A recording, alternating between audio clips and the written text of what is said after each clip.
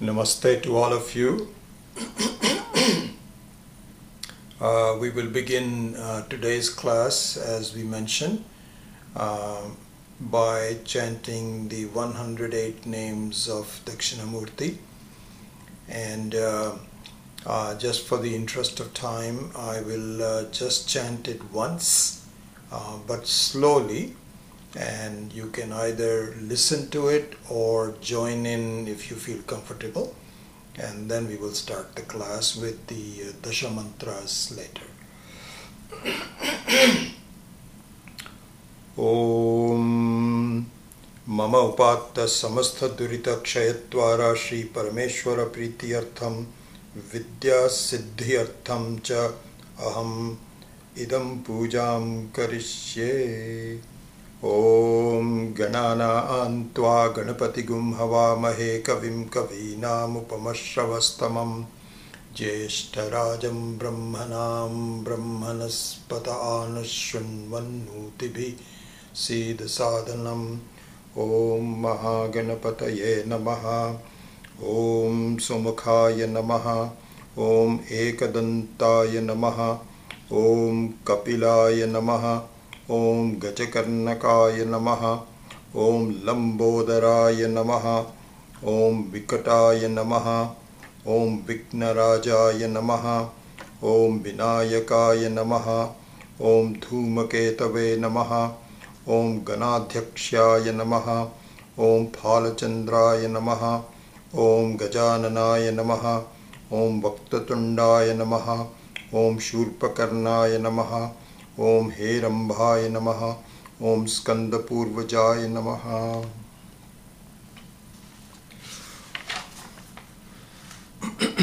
Om Siddhivinayakaya Namaha. Om Shri Siddhivinayakaya Namaha.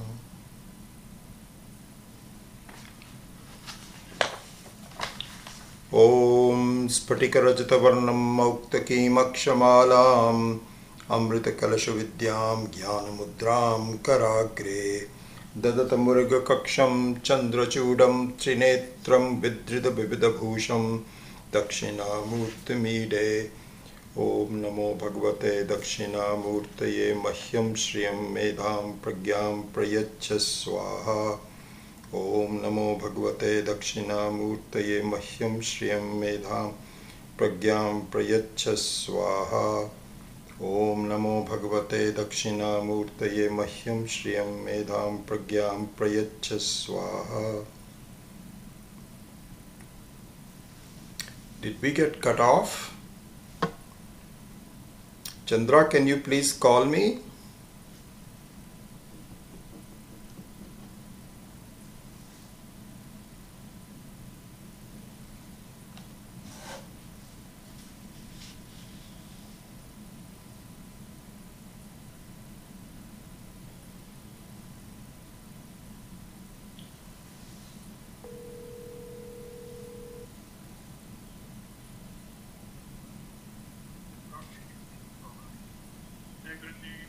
Hello, did we get cut off?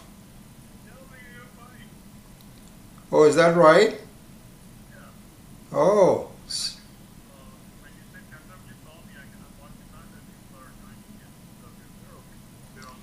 Okay, all right, thanks. I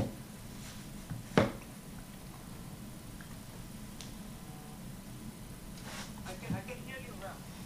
And you can see also? Okay, good, because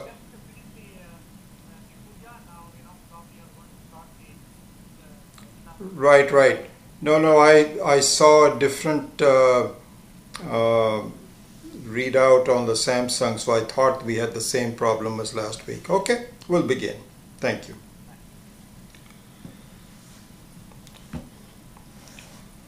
Om Namo Bhagavate Dakshinamurtaye Mahyam Shriyam Medham Pragyam Prayachya Swaha. Om Namo Bhagavate Dakshinamurtaye Mahyam Shriyam Medham Pragyam Prayachya Swaha. Om Namo Bhagavate Dakshinamurtaye Mahyam Shriyam Medham Pragyam Prayachya Swaha.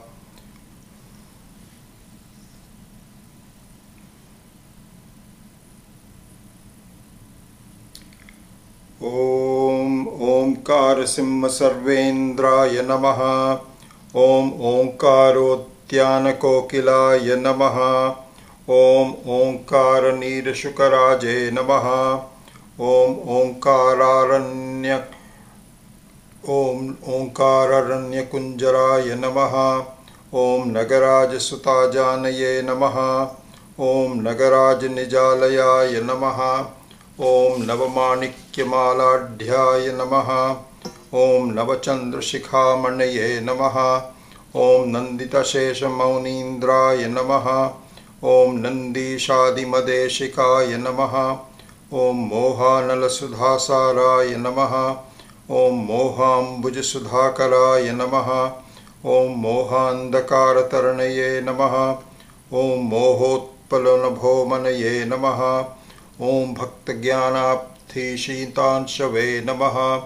ओम भक्तगेकिघनाघनाय नमः। ओम भक्तकैरवराकेन्दवे नमः। ओम भक्तकोकदिवाकराय नमः। ओम गजाननादिसम्पूज्याय नमः। ओम गजचर्मोज्ज्वलाकृतये नमः। ओम गंगाधवलदिव्यांगाय नमः। ओम गंगापङ्किलसज्जटाय नमः। ओम गगनाम्बरसंवीताय नमः। ओम गगनामुग्धमूर्धजाय नमः। ओम वदनाब्धजिताब्जश्रिये नमः। ओम वदनेन्दुस्फुरद्दिशाय नमः। ओम वरदानैकनिपुणाय नमः। ओम वनवीरोज्ज्वलत्कराय नमः। ओम वनवाससमुल्लासाय नमः। ओम वनवीरैकलोलुपाय नमः। ओम तेजःभुञ्जघनाकाराय नमः। ओम तेजसामपि भासकाय नमः। ओम विनेयानां तेजःप्रदाय नमः। ओम तेजोमय निजाश्रमाय नमः। ओम दमितानङ्गसंग्रामाय नमः। ओम दर्हासजितांगनाय नमः। ओम दयारससुधासिन्धवे नमः। ओम दरिद्रधनसेवदये नमः। ओम क्षीरेन्दुस्फटिकाकाराय नमः। ओम क्षीरेन्दुमुकुटोज्ज्वलाय नमः। ओम क्षीरोपहाररसिकाय नमः। ओम क्षिप्रैश्वर्यफलप्रदाय नमः। ओम नानाभरणमुग्धांगाय नमः। ओम नारीसम्मोहनाकृतये नमः। ओम नागब्रह्मरसास्वादिने नमः। ओम नागभूषणभूषिताय नमः। ओम मूर्तिनिन्दितकन्दर्पाय नमः। ओम मूर्तामूर्तजगत्वपुषे नमः। ओम मूलाज्ञानतमोभानवे नमः। ओम मूर्तिकल्पपादपाय नमः। ओम तरुणादित्यसङ्काशाय नमः। ओम तन्त्रीवादनतत्पराय नमः। ओम तरुमूलैकनिलयाय नमः। ओम तप्तजाम्बूनतप्रभाय नमः। ओम तत्त्वपुस्तोलसत्पाणये नमः। ओम तपुनोडुपलोचनाय नमः। ओम यमसंयुतसत्कीर्तये नमः। ओम यमसंयुताय नमः। ओम यतिरूपधराय मौनिने नमः। ओम यतीन्दोपासविग्रहाय नमः। ओम मन्दारहाररुचिराय नमः। ओम मन्दस्मितलसत्वक्त्राय नमः। ओम मधुराधरपल्लवाय नमः। ओम मञ्जीरमञ्जुपादाब्जाय नमः। ओम मणिपट्टोलसत्कटये नमः। ओम हस्ताङ्कुरितचिन्मुद्राय नमः। ओम हठयोगपरोत्तमाय नमः। ओम हंसजिप्यक्षमालाढ्याय नमः। ओम हंसेद्वाराध्यपादुकाय नमः। ओम मेरुशृङ्गतटोल्लासाय नमः। ओम मेघश्याममनोहराय नमः। ओम मेधाङ्कुरालवालाग्र्याय नमः। ओम मेधापक्वफलद्रुमाय नमः। ओम धार्मिकान्तर्गुहासाय नमः। ओम धर्ममार्गप्रवर्तकाय नमः। ओम धामत्रयनिजारामाय नमः। ओम धर्मोत्तममनोरथाय नमः। ओम प्रबोधोद्गारदीपश्रिये नमः। ओम प्रकाशितजगत्त्रयाय नमः। ओम प्रज्ञाचन्द्रशिलाचन्द्राय नमः। ओम प्रज्ञामणिवराकराय नमः। ओम ज्ञानान्तरभासात्मने नमः। ओम ज्ञातृज्ञातिविदूरगाय नमः। ओम ज्ञानज्ञाद्वैतदिव्यांगाय नमः। ॐ ज्ञातृगातिकुलागताय नमः। ॐ प्रपन्नपारिजाताग्र्याय नमः। ॐ प्रणतार्थब्दिवाडवाय नमः। ॐ भूतानां प्रमाणभूताय नमः। ॐ प्रपञ्चहितकारकाय नमः। ॐ यत्तत्त्वमसि संवेद्याय नमः। ॐ यक्षगेयात्मवैभवाय नमः।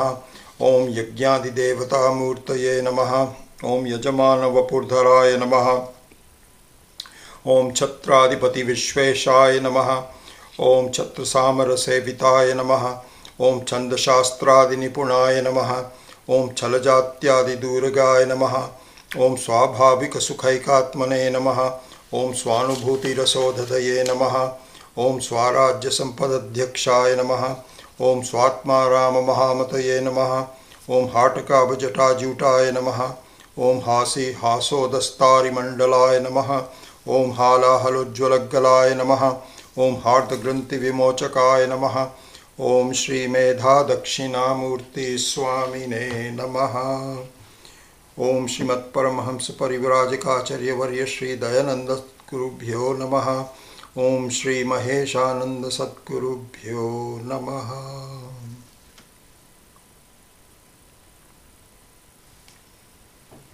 ॐ श्रुतिस्मृतिपुराणानाम् आलयं करुणालयं नमामि भगवत्पादं शङ्करं लोकशङ्करं शङ्करं शङ्कराचार्यं केशवं बादरायणं सूत्रभाष्यकृतौ वन्दे भगवन्तौ पुनः पुनः। ईश्वरो गुरुरात्मेति मूर्तिभेदविभागिने व्योमवद्व्याप्तदेहाय दक्षिणामूर्तये नमः। गुकारस्त्वन्धकारो वै ऋकारस्त्वन्निवर्तकः अन्धकारनिरोधित्वात् गुरुत्यभिधीयते। सदाशिवसमारम्भां शङ्कराचार्यमध्यमाम् अस्मदाचार्यपर्यन्तां वन्दे गुरुपरम्पराम्. So now let us do the Dasha mantras. Om Shanno Mitrah Sham Varunah Shanno Bhavatvaryama Shanna Indro Brihaspatihi Shanno Vishnurukramah Namo Brahmane Namaste Vayo Tvameva Pratyaksham Brahmasi Tvameva Pratyaksham Brahma Vadishyami Ritam Vadishyami Satyam Vadishyami Tanmamavatu Tadvaktaramavatu Avatu Mam Avatu Vaktaram. Om Shanti Shanti Shanti. Om Sahana Vavatu Sahanau Bhunaktu Sahaviryankaravavahai Tejasvinavadhitamastu ma vidvishavahai.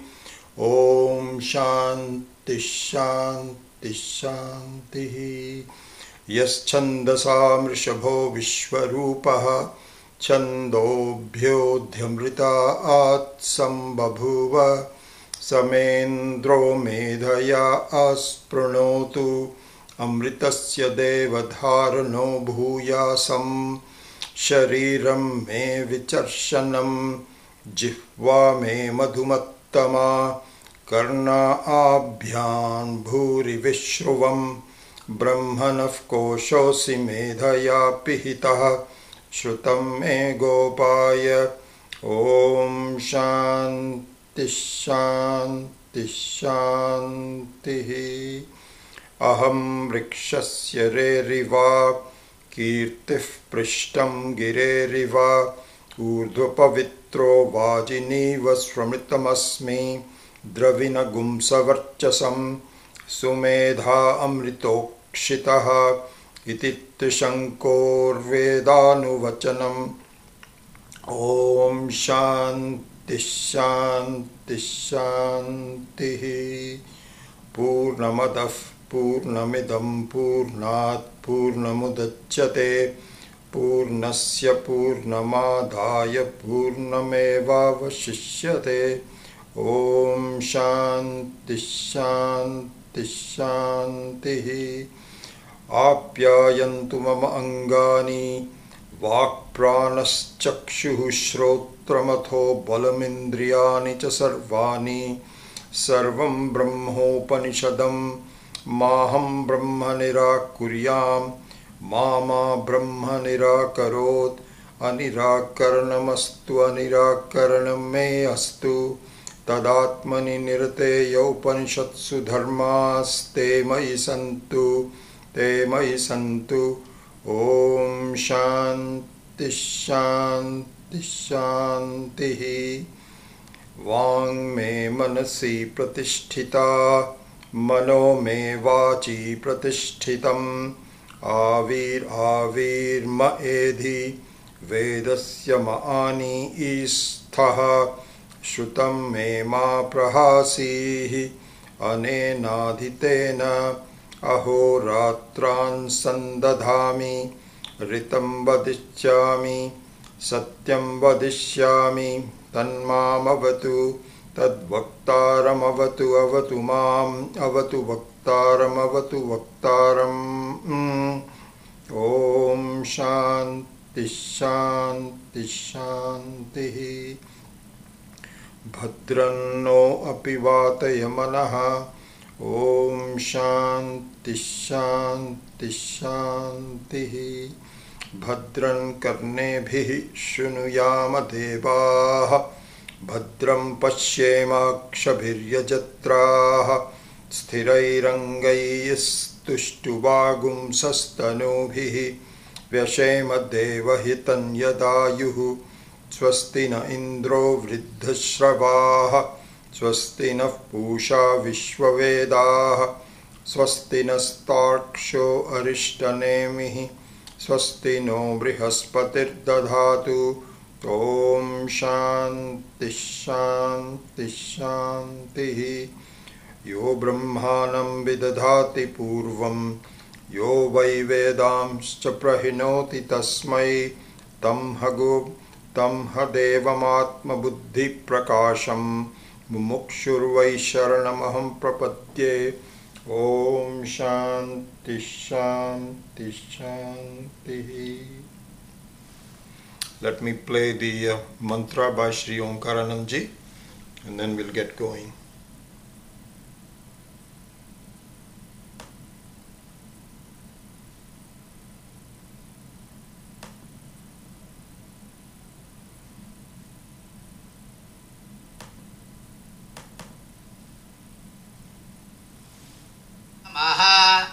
हरिः ॐ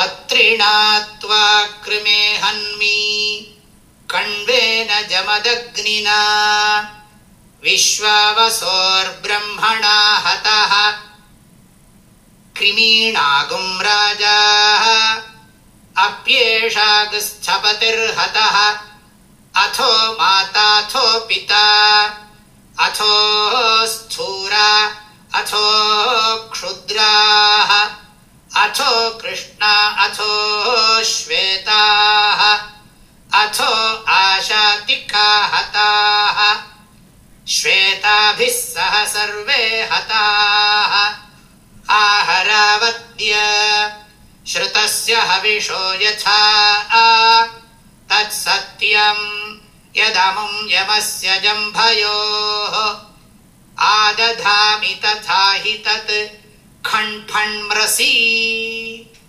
हरिः ॐ.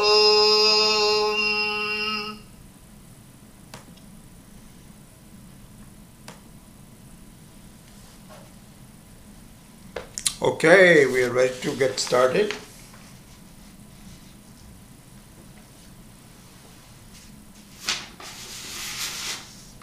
My notes here.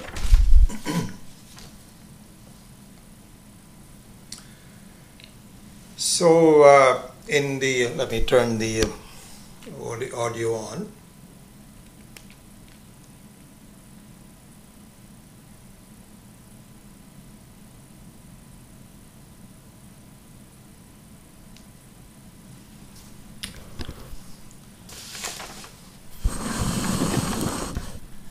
So in the last class a week ago, before we were interrupted by the Wi-Fi problems, and I thought we were having the same thing because somehow my display disappeared. So I was saying, oh.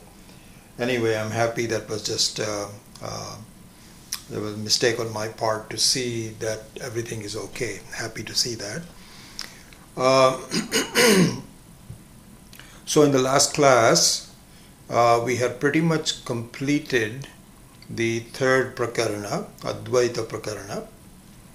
And so what I would like to do today is to very quickly revise the Advaita prakarana. And I was looking at the notes, introductory notes from Swami Paramarthananda's booklet that you all have, from where we are reading the verses. And I think he's done, as usual, a very good job of summarizing what the third chapter, the Advaita Prakarana, is. So I won't take much time, and I will just almost like read his notes so that you have an idea. And if you wanted to go into more detail, you are willing to do so. But we need to speed up this class a little bit, and I'll talk more about how we are going to do the fourth chapter in a minute. But before we do that, I just want to summarize the Advaita Prakarana for you. So let me turn it on.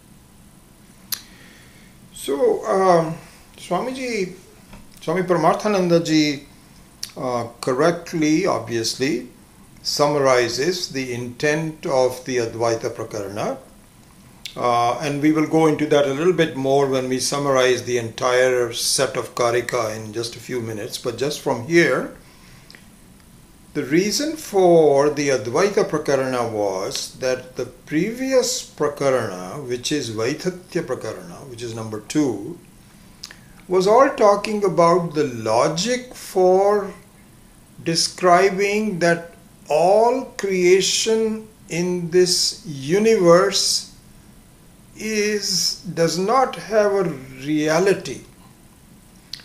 It is not really real. It appears to be real, but it isn't. So that was the logic of the Vaithatya Prakarana. So here an objection can be raised, and it has been raised, that if that is also true, then even the Brahman can also be seen to be false. So the reason for the third Prakaranam, which is Advaita Prakaranam, is to answer that no, that is not true. Don't go crazy by overextending the logic, which applies to things that are created. So this is something to really pay attention to and think about it in your life. Anything which is created is false. Now there is one thing which is never created, which is you, which is the Atma, which is the same as Brahman, never created. It has always been there. We of course don't get it right away, but that's a different issue. The fact of the matter is, if you're trying to lay out the truth and untruth of things, you have to see that anything which is created, and this is both experiential as well as logical. It's kind of like, in the example of the gold and the gold ornaments, that ornaments can be created, but they are false. Because the only reality of the ornaments is the gold, which is not created in that example. So that was the purpose of the third Prakaranam. And so very quickly, Swami Paramarthananda has introduce the outline of the Prakaranam like the following. It has 48 verses which we have now completed. So verse number 1 and 2 simply introduce the topic, and verse number 3 to 10 gives the logic, the yukti, why Jiva is never really born from Brahman. Because you are Brahman. You are not born from Brahman. Your personality is born from you. But really you are not born from Brahman. And as though this is just a logic and does not have the authoritative backing of the Shruti, then verse number 11 to 16 gives the Shruti backing to the above logic. That really things, and in fact this whole chapter is one of the main topics, one of the main things that it keeps in mind is that things are never really born.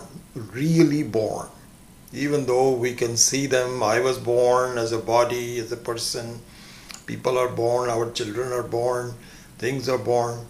Well, I think we have to look into what is the essence of being born, and eventually we prove that anything which is created is not really born, it just appears to be born, just like an ornament.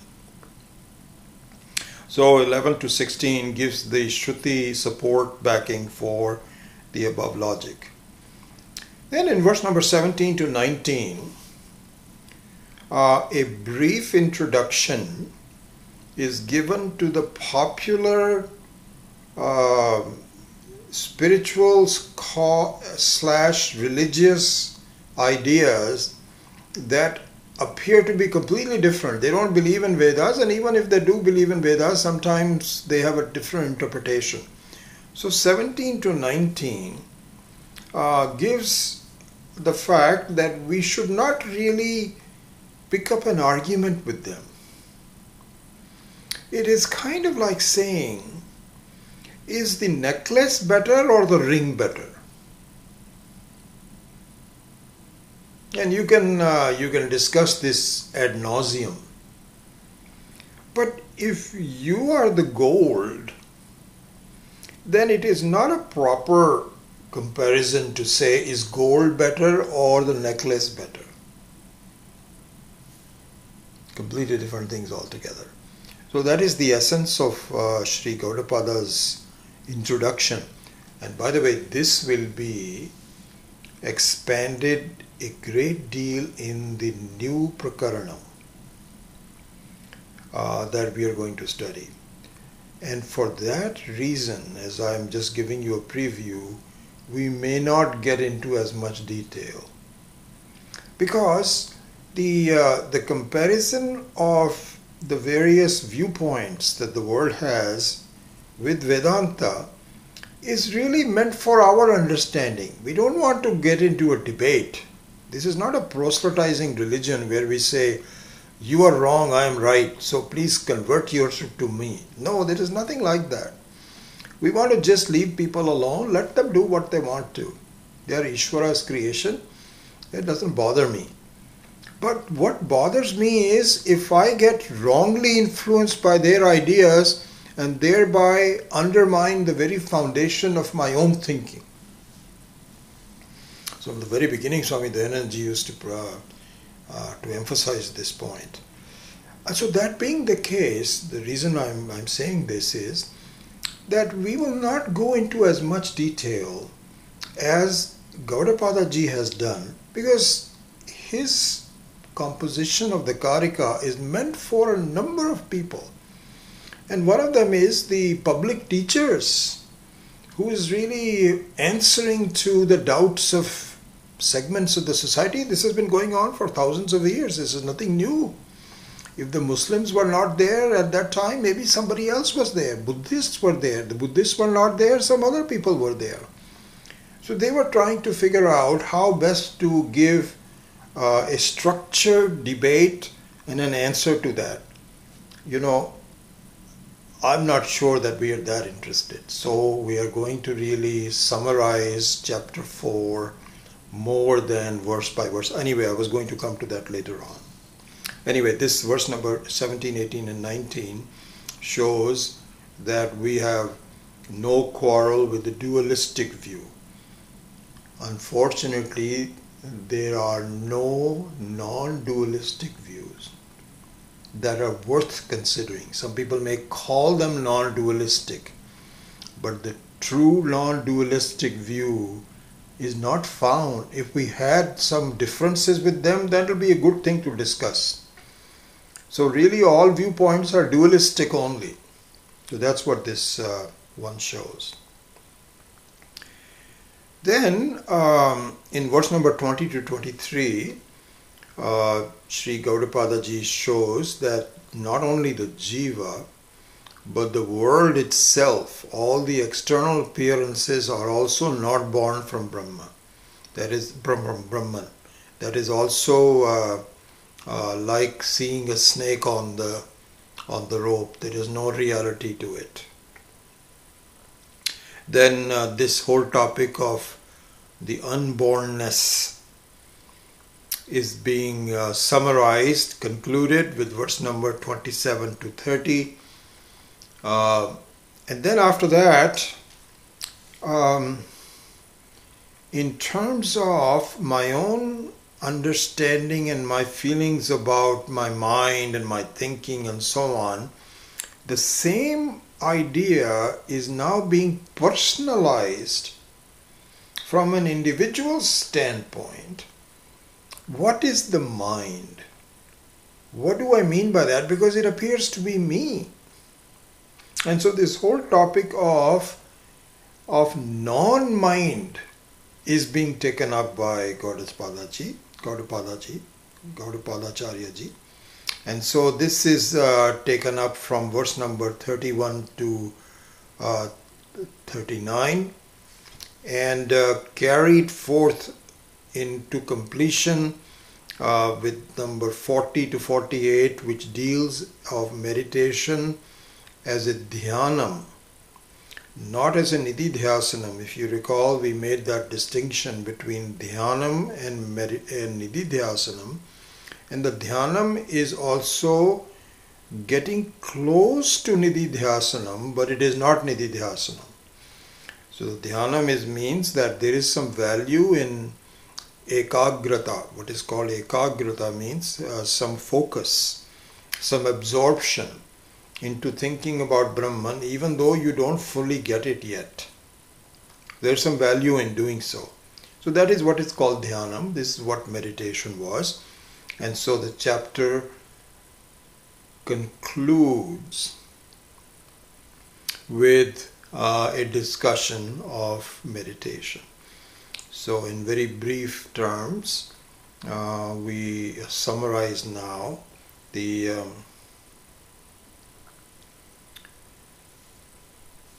third chapter. So just a very quick look at the entire Karika just before we go forward to the next one.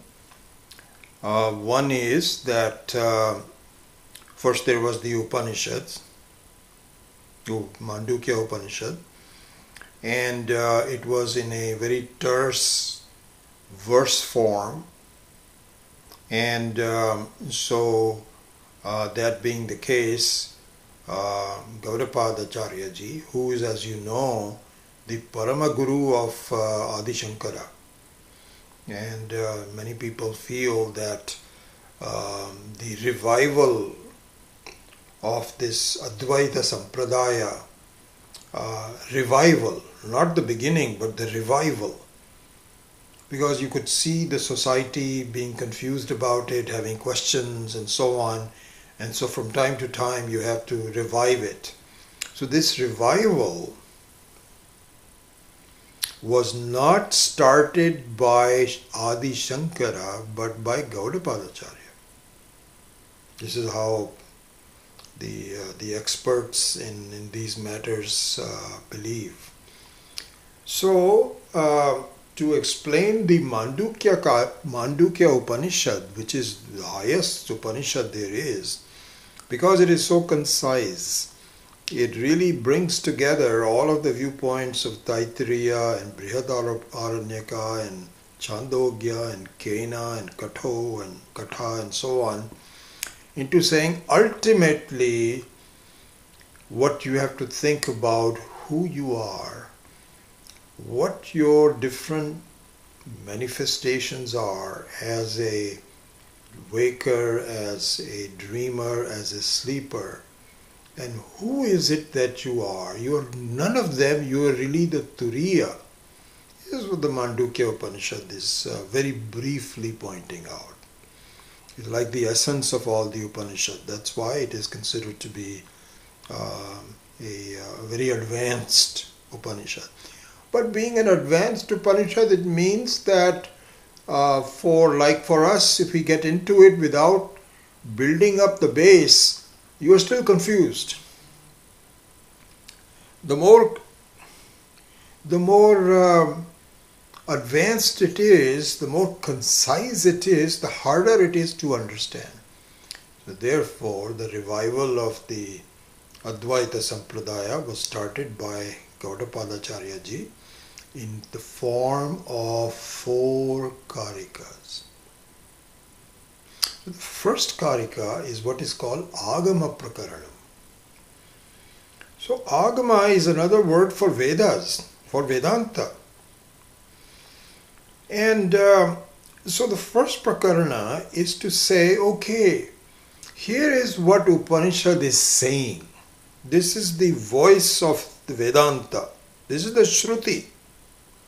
So, what the Shruti is saying is basically 2 things.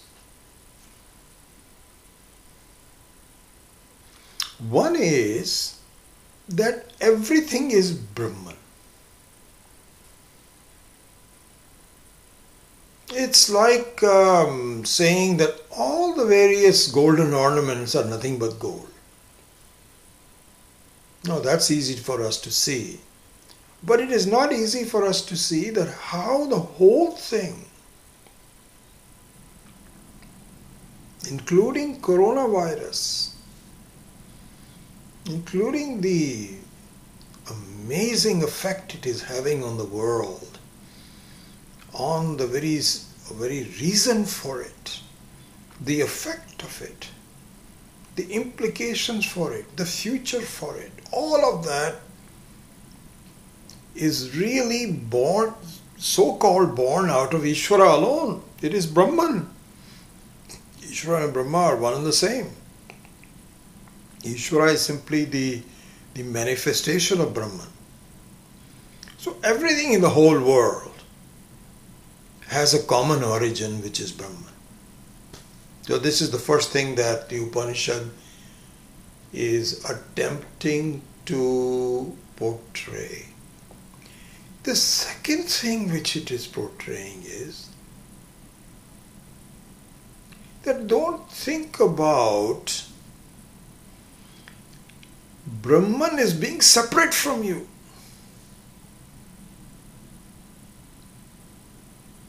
In fact, the whole thing is born, so-called born from you. So in fact, there is the Mahavakya, Tattvamasi, etc. There are 4 Mahavakyas which are considered to be very direct. One of them is in the Mandukya Upanishad called Ayam Atma Brahma. Ayam Atma Brahma is a very important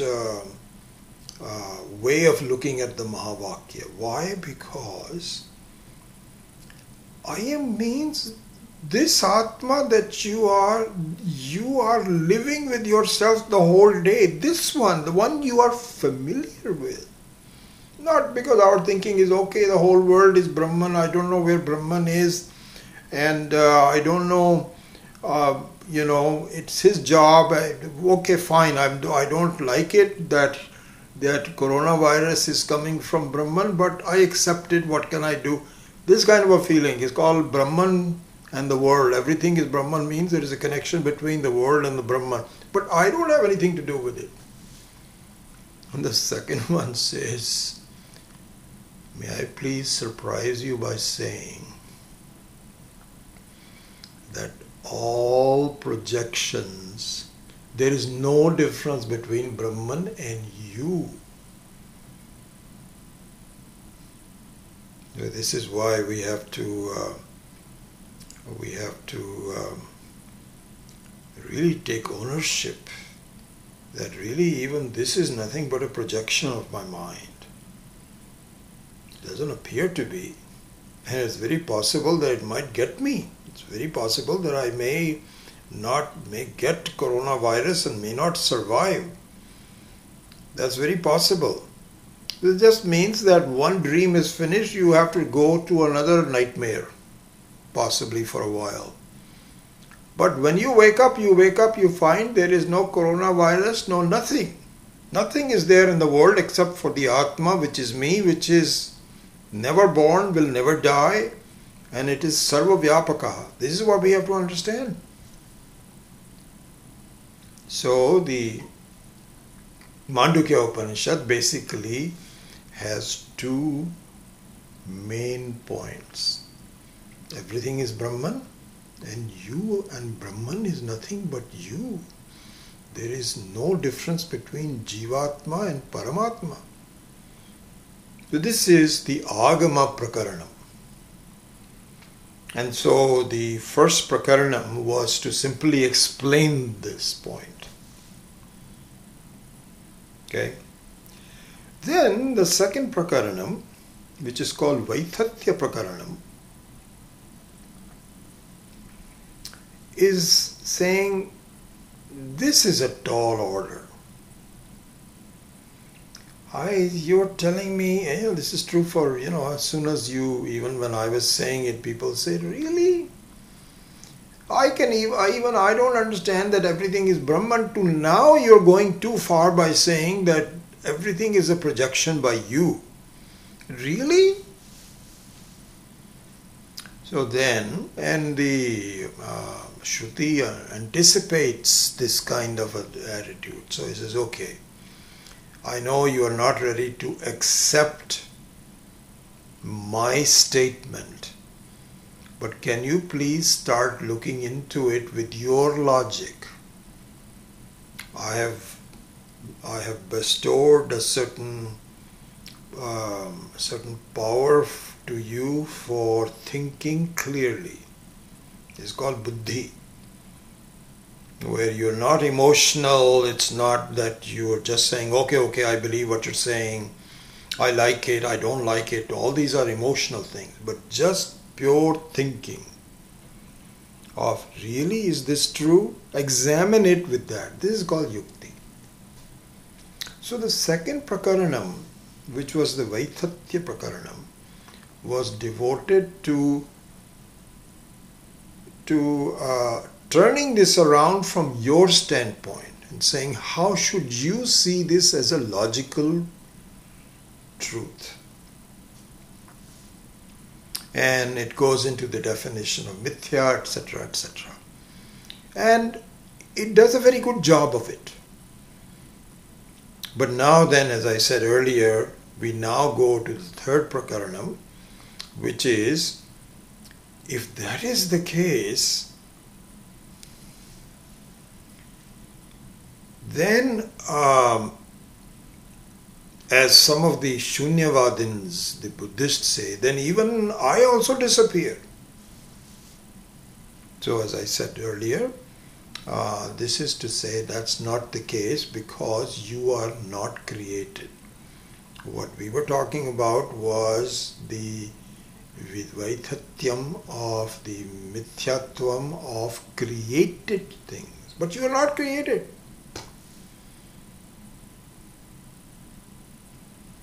And the non-duality of Brahman. Non-duality means that even though things look separate from you, but if they are seen to be copies of you, there's only one person.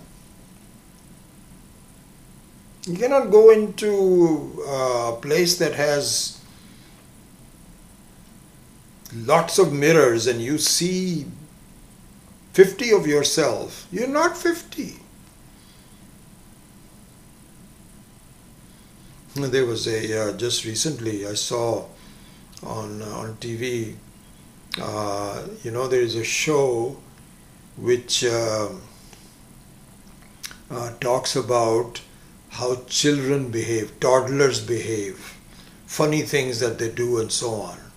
I just got a glimpse of it the other day when the TV was on, and then I was just walking by, and because I don't watch any TV, even the virus things and so on, I just look at the statistics and I get some advice as to what to do and so on, but I am not glued to things and so on and so forth.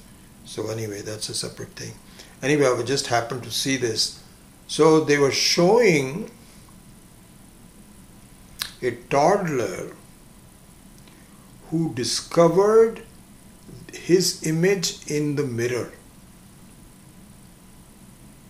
And it was a mirror which was a movable mirror. So it was kind of like a mirror in a door. And so what they were showing was his reactions when he would put the door facing him so he could see himself, and he had a very strange expression. He was puzzled and kind of happy. And then he would move it and it will disappear. And then he would bring it up again and the same thing will be, he will be giggling and also had a kind of like a puzzled look. All by what I'm saying is that up to a certain age, you cannot distinguish that the image in the mirror is not as real as you. I'm sorry to say that spiritually we are all toddlers. All toddlers. We look at things and we assign the same reality to it as we assign to ourselves. Big mistake. And so the whole Vedanta, the whole knowledge is to do the Viveka that, my goodness, I am different, I am at a different level altogether. And this level business I don't understand at first. But slowly, it takes a while.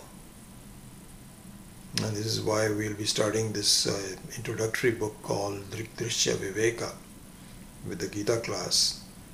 The whole idea is to try to do the distinction, to grow up from being a toddler to someone. Later on, if you see your image in the mirror, you have a completely different view altogether. Even though your image is very important to you, you have to see if your hair is okay and you're not putting a lipstick at the wrong place. All those kinds of things you need to have. But is it real? No. No. So this is the main thing about the Advaita Prakaranam was that do not extend this Vaithatya logic to yourself. Okay? Then we come to the last Prakaranam, which is Alata Shanti Prakaranam. And in the Alata Shanti Prakaranam, there are several reasons for having it. I've read the introductions by Swami Paramarthananda ji and also by Swami Maheshananda ji, and they both confirm that there is nothing new knowledge which is presented in the last Prakaranam. It is really a revision. So two things. One is that it is a revision of really the last, everything that has gone by, and perhaps in some cases revision in the form of some explanation, like in this case of the Dvaitins, as I mentioned before, There is quite a bit of detail about that, as we will see. Even today we will see. So this is point number one, that the fourth one, which is Alata Shanti Prakaranam, is a revision of the first three. Number one.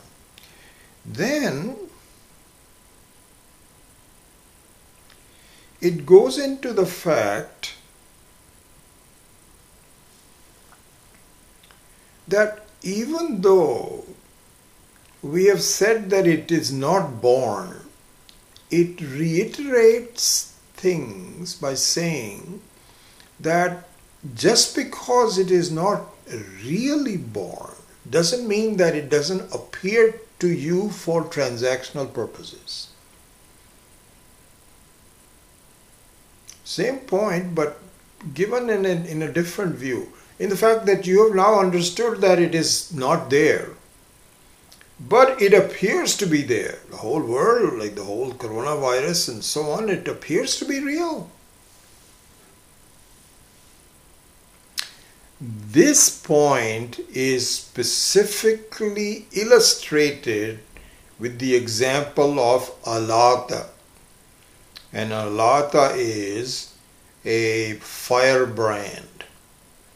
A real firebrand. So kind of like, you have this incense sticks. Or you can have really, a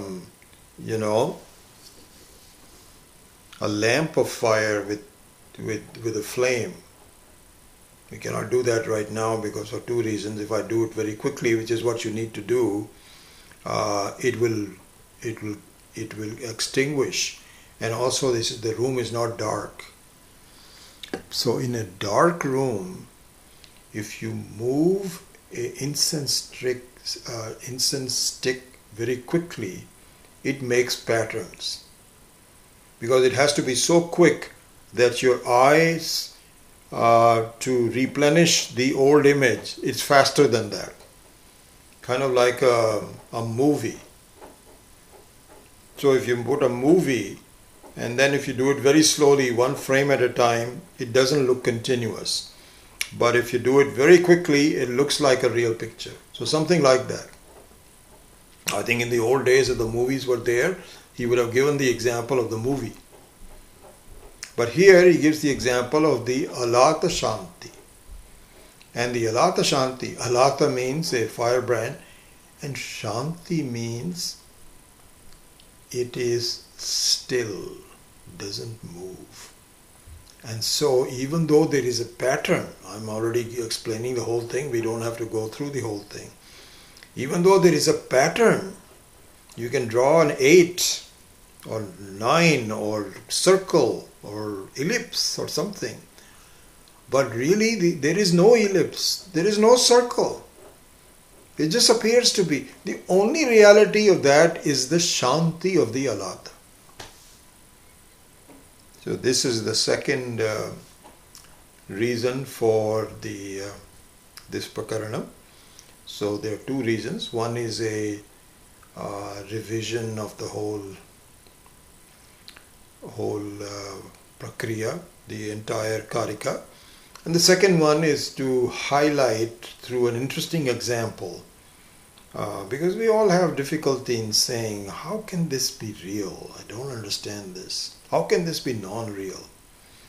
And so another example, various examples are given, and this is one very famous example that is ascribed to Sri Gaudapadacharya, called Alata Shanti.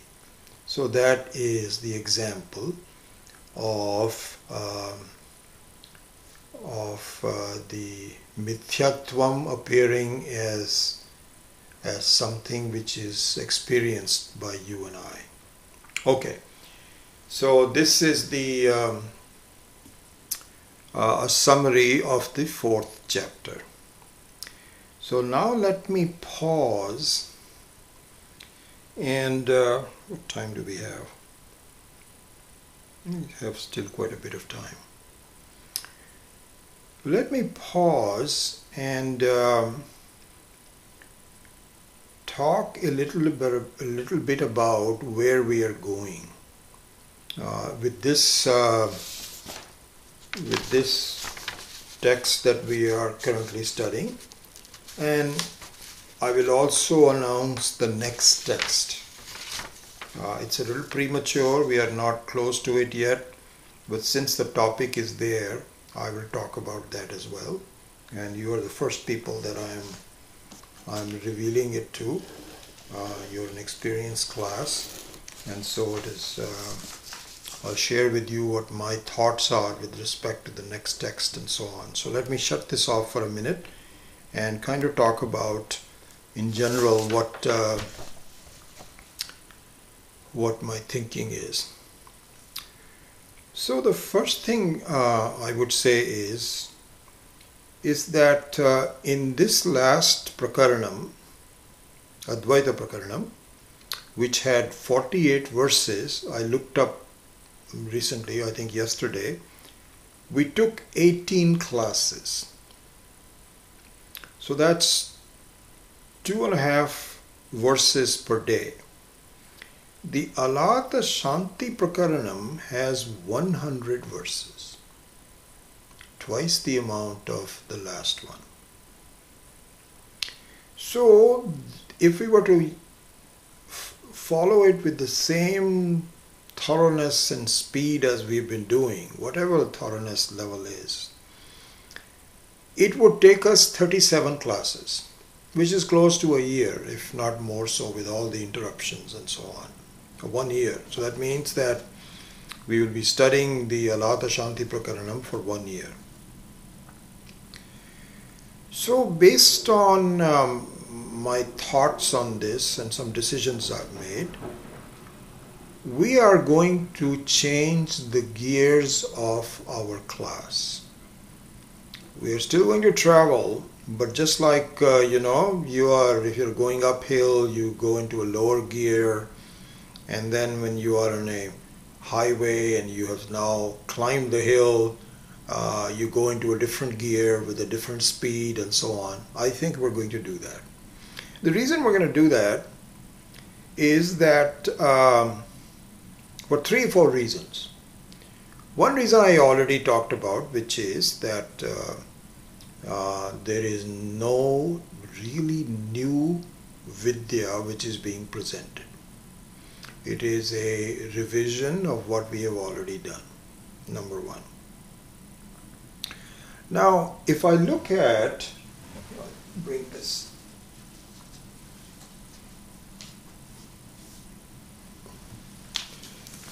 If I look at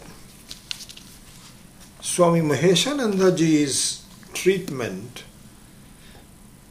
which is what I've been following pretty much, as you know, up to this point. So this is in 2 volumes, and so this is the 2nd volume that we are following, and the Alata Shanti Prakaranam still has this many pages. And what I'm saying is that he does not change gears. He uses the same thoroughness because his thinking is broadly based with, he's teaching a lot of sannyasis and so on. So he has to go through each concept with absolute completion, thoroughness. And he doesn't change that. I've already read it 2 or 3 times. I have a lot of underlying things that I did about, I don't know when I did last, about 7-8 years ago. And I briefly went through yesterday rather, and I said if I'm going to do the same thing, it's going to take about a year. What I find is that Swami Paramarthananda's commentary on the 4th chapter is much briefer. And number 1. Number 2, he does a very good job, better than anyone else that I know of sectionalizing it to seeing what are the mini topics in each one of them. For example, the Bhagavad Gita, I think I really since I started following his commentary, Swami Paramarthananda's commentary in the Bhagavad Gita, it has really given me a focus on what is the mini topic, the subtopic, not mini, but subtopic that he is discussing. And if you keep your attention on that, and it could be grouped around, just like we did here, verse number, 3 to 10 is this, 11 to 16 is this. It allows your concept to become crystallized better. So, two things that I saw in Swami Paramarthananda's treatment of the Karika. One is that it is much briefer than Swami Maheshanandaji's. Number two, he has sectionalized it very well, which I will actually go through today, just now, to give you an idea what the sections are. Based on that, what I'm thinking is, this is where, because I have to think about this class, you, I, our situation, time, etc., all those kind of things.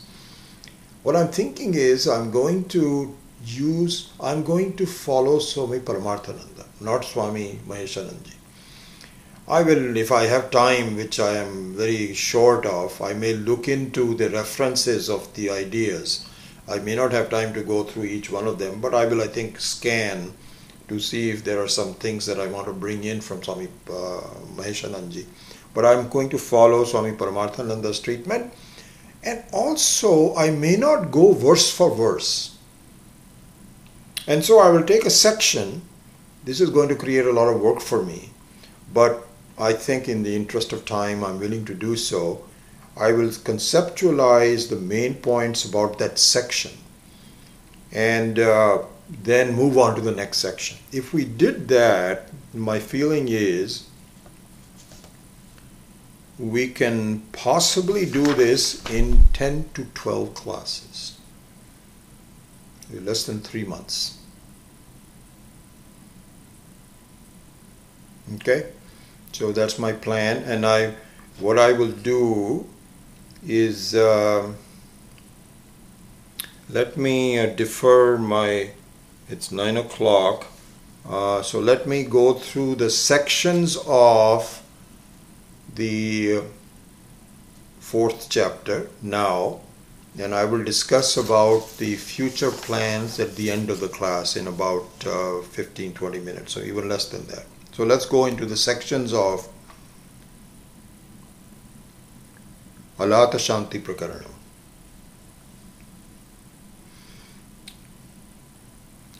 Here is, and this is from from Paramarthanandaji's. So here's the outline of chapter 4. 1 or 2 are verse number 1 and 2 is salutations to the Ishvara and the Guru.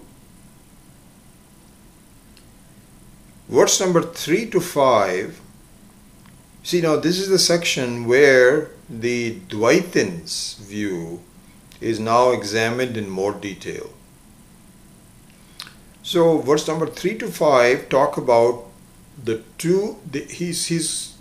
Gaudapadacarya ji is talking about 3 main viewpoints, and we call them with some names like Buddhism and so on, but it is similar to what the Buddhism say, because the concepts are the same. What you call them is a different thing. Anyway, so there are 3 schools of thought that are being looked into. 2 of them are called Sankhyas and Nayayikas. And so Nayayikas are akin to the modern scientists. Anyway, we'll make that point later on. I don't want to go into a lot of detail. But verse number 3 to 10 talk about, in fact, I would say all the way from 3 to 23, you can look at the segmentation, how the Sankhyas and Nayayikas oppose each other. So the non-finality of their own arguments. Then some comparison of Vedanta with respect to either one of them. And the conclusion is that we don't see anything much with Nayayikas, but there are certain portions of Sankhyas that we do accept, but not entirely. And what are the reasons for it are being given here. And so the conclusion is that really speaking, the not being born is really still the truth. So it's kind of like, the people accuse you of certain things, and you have to go to a court to say that their accusations are not true. This is what it is. Exactly. The conclusion is that really, no matter what you say, things are not really born. So this goes up to verse number 23. Then verse number 24, 25, 26, and 27 discusses the Buddhistic view. This is the third viewpoint that we looked at it. Then the revision starts with 28 to 46. He reiterates the entire Vedantic view. Then the Alata Shanti example is given from verse number 47 to 56. Then in 57 to 74, he again sums up the entire teaching. Okay? And in number 75 to 86, the cause of our thinking that I'm a very limited person, things are happening to me, I don't know what's going to happen, etc., which is called samsara, are examined, and the way to teach your mind that you are worried about nothing. I'm okay. This is the path to liberation. It's talked about.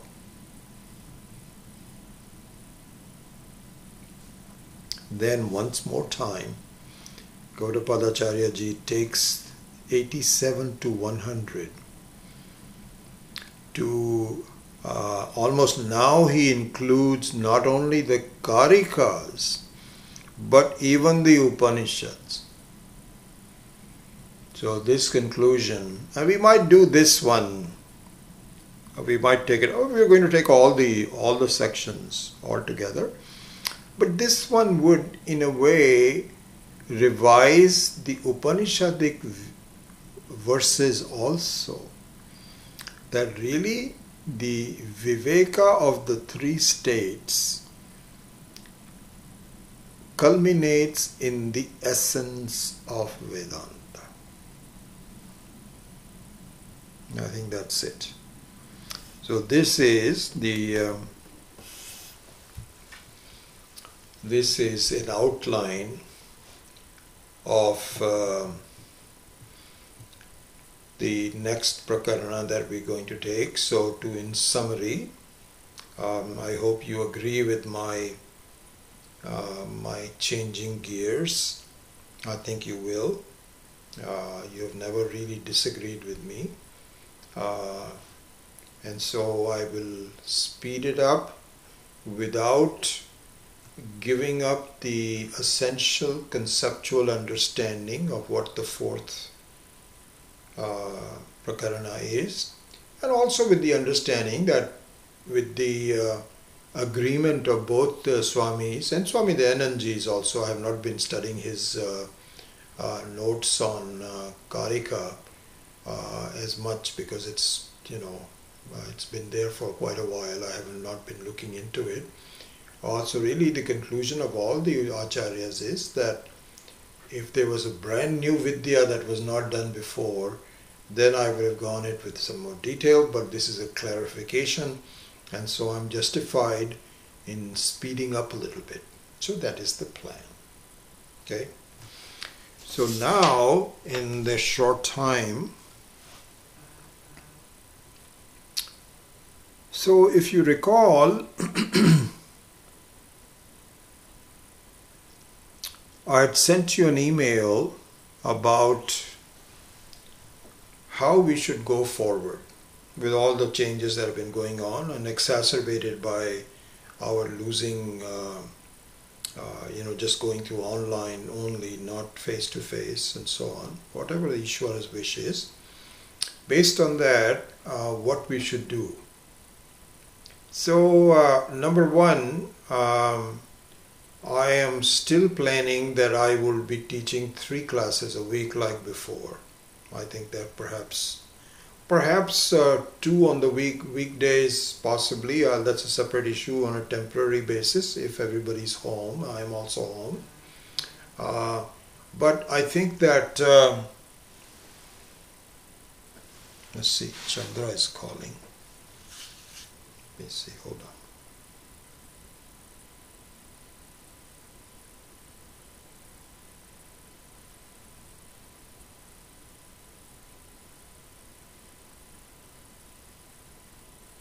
Just sorry.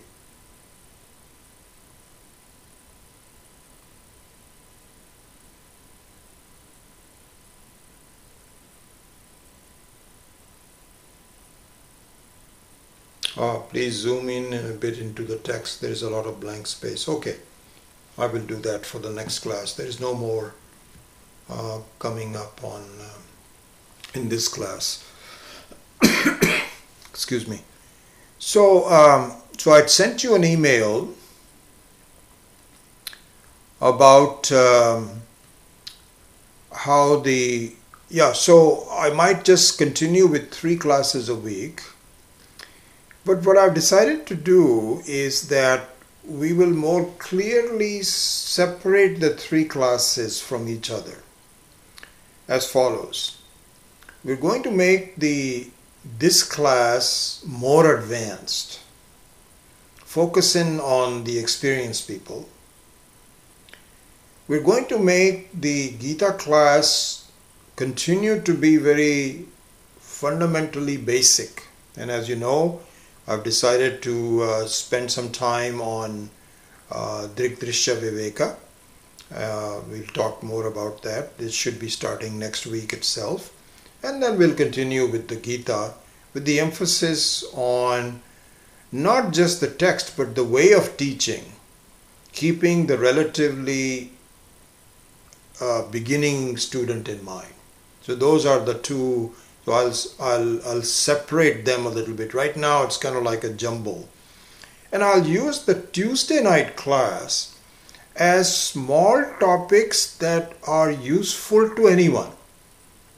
Could be advanced students, it could be beginning students. An example of that was the series that we just concluded on Vyaktitva Ka Vikas, which I hope that some of you that attended it found it to be supplementary in nature, looking at your life in a complementary manner. It's not changing the very Vedantic view, but bringing some viewpoints. And I think I'll continue to do that.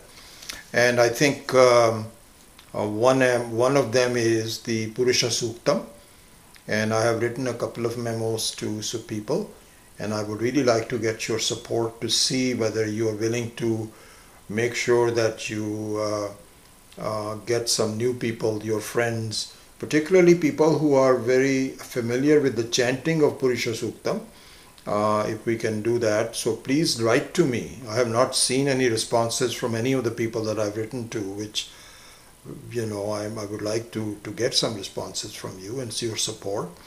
And so that is one.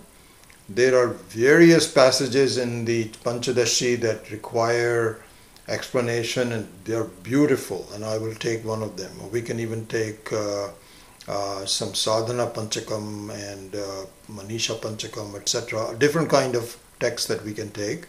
So we will discuss on that separately. But that's the general structure of the three classes. Now, let's come to the advanced text of this class. So I had sent this out to all of you, as you know, and many of you, really not all of you, but many of you responded with your ideas and so on. And I would say by far you wanted Brahma Sutra as the text to study next. And so that was point number 1. It's not that I always listen to what you want, but certainly it's an important input to me. Then the second thing that happened was that all this time I have not really started Brahma Sutra because according to what Swami the Anandji used to say that you really should be teaching it to people that know Sanskrit. And the number of people that are very familiar with Sanskrit out of your population is much less. And so I didn't want to just have a class for 5 or 6 people. Recently, as you might know, both Chawla and Zarina went to Chennai and spoke with Swamiji about many of his teachings and so on. And they had a wonderful 1-hour satsang with him. And one of the things that Chawla in particular, I'm not sure whether Zarina was there, that's just my understanding, talked to Swamiji was whether he has taught Brahma Sutra to people that don't know Sanskrit. And his answer was yes, it can be done. So Chawla, when she came back, she and I had a long conversation about this. So this strengthened my view that if Swami Paramarthananda can do it, and I can certainly look into some ideas on how he has done it, then I can also do it. So my announcement is that after the Mandukya Karika is finished, we are going to take Brahma Sutra. And how we are going to take it, we are not sure yet, because I want to really be focused on the 2 segments. One segment is people like Shrida and Kumud and others who know Sanskrit very well. And the other segment is people that have some idea for it, but then you are not going to follow it, word for word. So I have some work to do and I have 2-3 months to figure all of that out. But so now, we will now take up Brahma Sutra after this book is finished, and hopefully this will be done in even 3 months or even sooner if I'm able to summarize the thoughts. So that is the plan going forward. Okay, I would just end by saying that Brahma Sutra is a very important text and a very sacred text. It's even higher than the Upanishads. And if we have certain respect for the teaching of the Upanishads, we should even have a higher respect for teaching of the Brahma Sutra. The reason I'm saying all this is because I plan to have the students for that class very carefully evaluated. I would have some requirements from you. I'm not going to just talk about it today, so I'm not just going to give it to everybody and say do what you can't do. I have certain do's and don'ts, and this is from my teaching from Swami Dayanandji, and we will sketch all that out in the next 2-3 weeks. So with that, let me just say a small prayer and then we will open it up for any questions for the next 15 minutes. Om Swasti Prajabhyah Parivar Palayantam Nyayena Margena Mahim Mahisha Go Brahmanebhyah Shubhamastu Nityam Loka Samastha Sukhino Bhavantu Kale Varshatu Parjanyah Prithvi Sasya Shalini Desho Yam Kshobharahitah Brahmana Santu Nirbhayah Sarve Bhavantu Sukhinah Sarve Santu Niramayah Sarve Bhadrani Pashyantu Ma Kaschid Dukkha Bhag Bhavet Asato Ma Satkamaya Tamaso Ma Jyotirgamaya Mrityorma Amritam Gamaya Om Purnamadav Purnamidam Purnat Purnamudachyate Purnasya Purnam Adaya Purnamevavashishyate.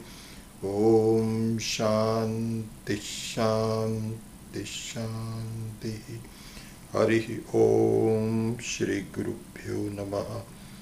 Harihi Om. Okay. All right. Let me set this aside. Open up my laptop.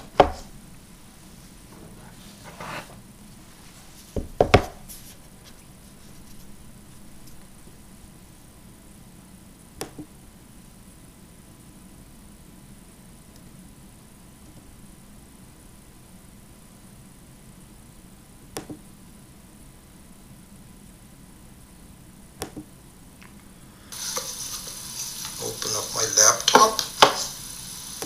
Word for word. So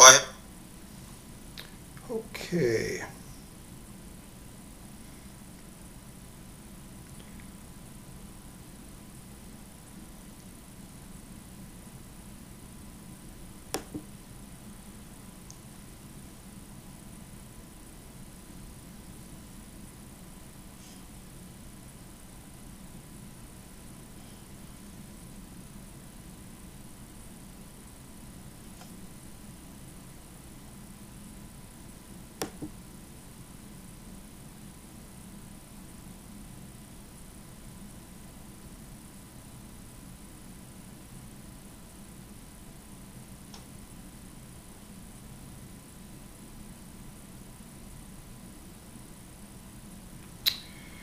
Okay, I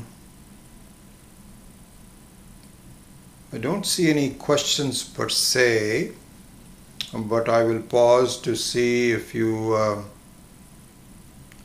Zarina has a suggestion regarding, and I'll talk about that later. Any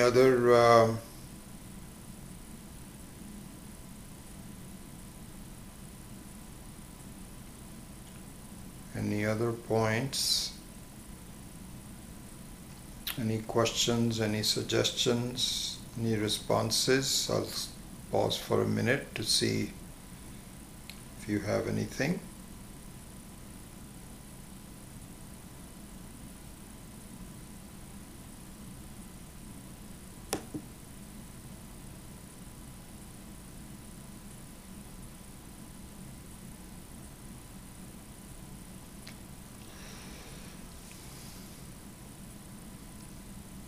I'll abide by the advice that I should be aware of the 30-second delay between the real time and when you see it. So I'll be a little patient to see if you still have anything. So Ananya Agarwal, can you explain the requirements for the students of Brahma Sutra? Let me do that later. I think that basically I want to get to know you in the sense of what has been your background, what have you studied. It doesn't have to be studied with me, it could have been studied with someone else, but I do want to know what you've studied. And I also want to sort of see what your lifestyle is. I'll give you one thing. I would discourage people who are not vegetarians to study. I've even thought about specifying it. I may not go that far, but if you are a non-vegetarian, then it is opposed to, it really should not even be studying Vedanta per se, but certainly not Brahma Sutra. So it's very possible that we will recommend certain conducts of life So I'll have to think about that and do it later on. Tanuja, thanks for clarifying that Ananya is your daughter, and it was you that did it. So thanks for clarifying that. Any other points?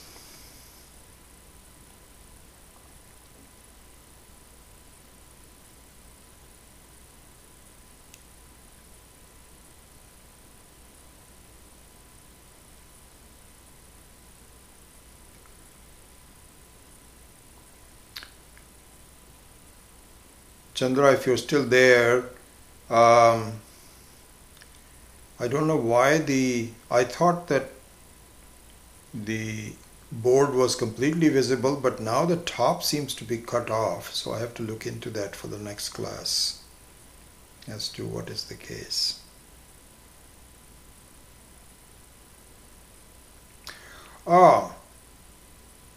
Thank you, Rani. I think that I should also say that Raj has been excellent in putting the verses of the 4th chapter onto our website, just like we did on the 3rd chapter. So please go ahead and print those out. And I think that as far as the detailed commentary by Swami Paramarthananda is concerned, I might do it after the class, but not before the class, so that you follow my enunciation of what the points are, because I'm also going to vary it a little bit. That perhaps we can do that afterwards, not before. So that's what my plan is. Rajesh Bhargava.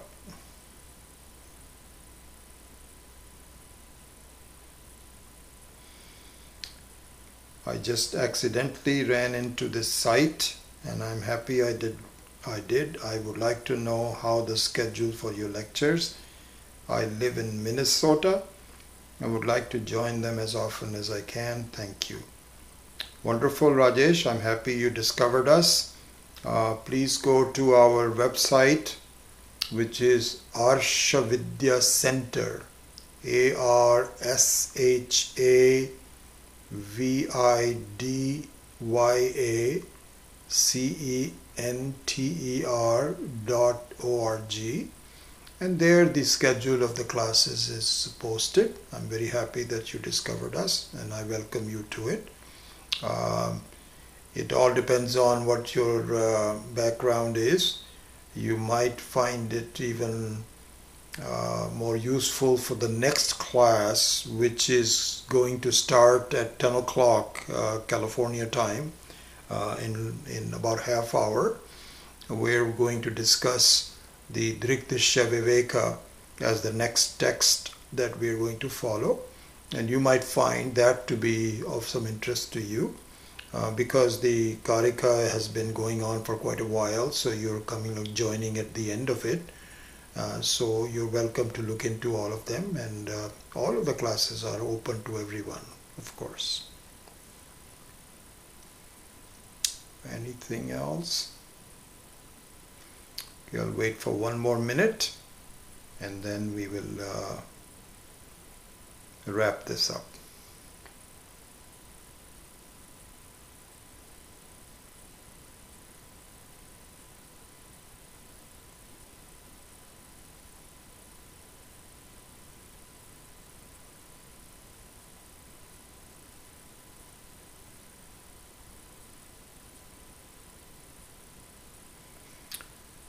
Rajesh Bhargava, if you could send me an email with some introduction about yourself, I would appreciate it. Please send it to Vijay Kapoor, VIJAYKAPOOR @gmail.com.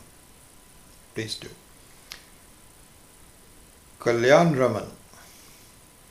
In the Advaita Prakaranam, there is a lot of discussion on Nikshiptam and Laya, tossing and laziness. Which of these two is a bigger hindrance according to the teachers? So, there are two obstacles, and both are really not good. I would say the following. Laziness is a bigger obstacle because you haven't even gotten started as to what one should be doing. Laya is a more advanced, is an obstacle that appears to more advanced students. So let me explain that. So laziness, I'm just postulating it, it's Kalyan, is just that the laziness means that you know you should be studying. Life is passing, things are happening and so on, and we have less and less time to really look into all of the fundamentals. So if we don't do it and waste our time, that is a more fundamental issue. We don't even get started. But if you get started and you are actually progressed to a certain point, and then you feel that I'm okay, I don't need anything more. Or the laya could be just simple physical issues. You're eating too much before a class. That should not be done because it induces sleep. Your entire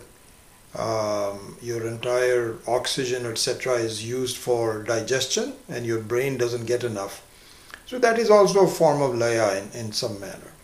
So the laya is a more advanced obstacle, whereas laziness is a more fundamental obstacle. These are my 2 points that I would say. Ashish Asthana, Vijayji, your summary of the Karika so far was very useful. Thank you. I appreciate it. Thank you.